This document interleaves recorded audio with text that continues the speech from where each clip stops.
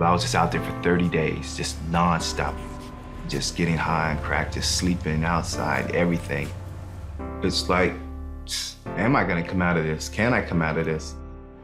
Martin Lawson's addiction ruled his life, and he felt powerless to change. It was the same feeling he had when his dad left him and his mom when he was only 5 years old. Mom loved me, but she was too busy. But I didn't have anyone in my life telling me who I am, instilling a sense of purpose in me, a sense of identity. Martin's mother did the best she could and even took him to church. But as Martin got older, he became bitter. I was angry at my teachers. I was angry at my dad. I was angry at those who had stuff that we lacked. He got into fights often to prove that he was in control. It made you feel like, okay, yeah, you gotta listen to me now. You're wrong, I'm right. Because that was the only way that I could deal with certain things that were very real and present in my life. Throughout high school, Martin partied with his friends. But when he came home after his first year in college, things had changed. His friends were in a gang and selling crack cocaine.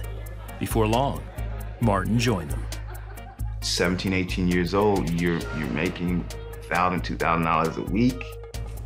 Money was power, money was influence, money was independence. It was more violence, it was more danger. But at that age, it was also more exciting, you know. But in time, the violence escalated out of control. It wasn't just fighting anymore. It was like, you got beef now, you're shooting at somebody or they're shooting at you. One year we lost like 10 people. Buried like 10 people. Yeah, 1 year. So it was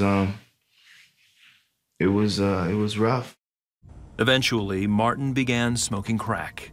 At first, it was just because it was there. Later on, it began to be, okay, you know, a means to cope.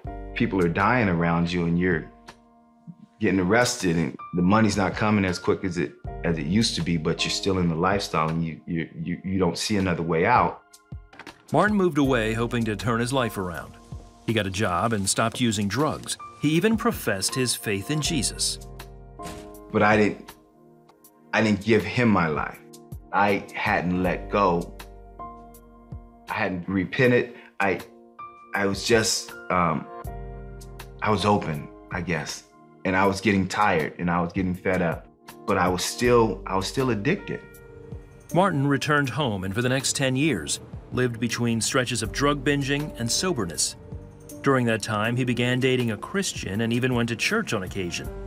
But he still couldn't shake his addiction, and it was getting worse.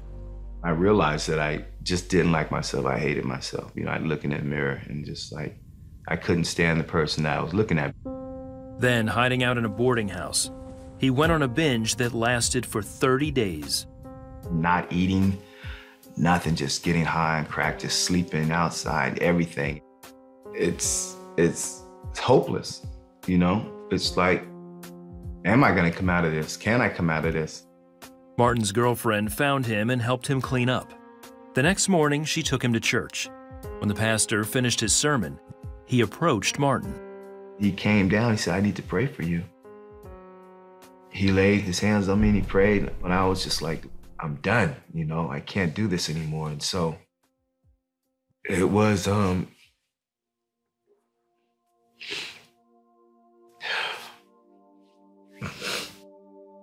I guess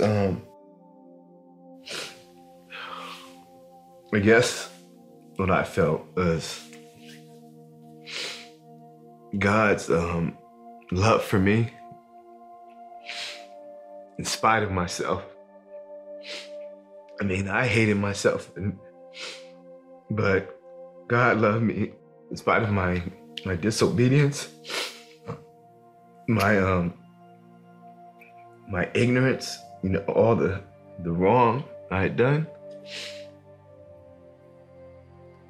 I guess I felt His grace and His mercy.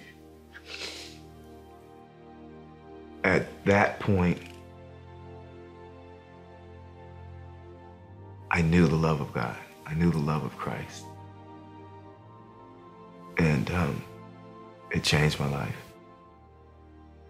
Martin finally gave God control of his life.